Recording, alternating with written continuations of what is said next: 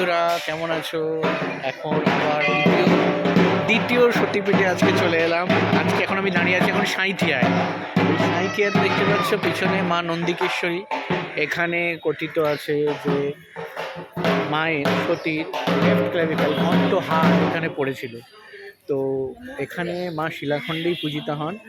সামনে ফটোগ্রাফি করে দেখানো যাবে না, আমি মন্দির চত্বরটা একবার দেখাচ্ছি। ঠিক আছে, মন্দির চত্বরে এই নন্দিকেশ্বরী মায়ের মন্দিরে আমি এখন দাঁড়িয়ে আছি। এই পিছনে মায়ের মেন মন্দির, এবং এখানে মায়ের মন্দির ছাড়া আছেন ভৈরব নন্দিকেশ্বর, বাবা নন্দিকেশ্বর। ঠিক আছে, ওদিকে আছেন রাধাকৃষ্ণ, লক্ষ্মীনারায়ণ এবং সরস্বতী মন্দির। তো এই সামনে দেখতে পাচ্ছ যে এখানে হোম এবং এখানে হাঁড়িকাঠ। ঠিক আছে, তো মায়ের এটা একটা অন্যতম সতীপীঠ। বীরভূমের যে 5 সতীপীঠ, কঙ্কালীতলা, নলহাটি, তারপরে নন্দিকেশ্বরী, ফুল্লরা এবং বক্রেশ্বর, আর তারাপীঠ তো হচ্ছে সিদ্ধপীঠ। তো এই সিদ্ধপীঠকে ঘিরে 5 সতীপীঠ।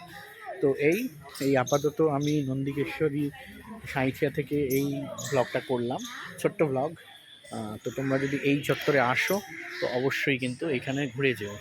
ঠিক আছে, আর এই যে দেখুন হাকিরা বসে আছে, মাঝে মাঝে ঢাক বাজাচ্ছেন। ঠিক আছে, ওকে। তো এই পরে আবার কথা হবে অন্য ব্লগে। ভালো থেকো সবাই, আর ফলো করতে থেকো। সাঁইথিয়ার নন্দিকেশ্বরী মায়ের মন্দির থেকে, সতীপীঠ থেকে আমি এখন এই ব্লগটা শেষ করছি।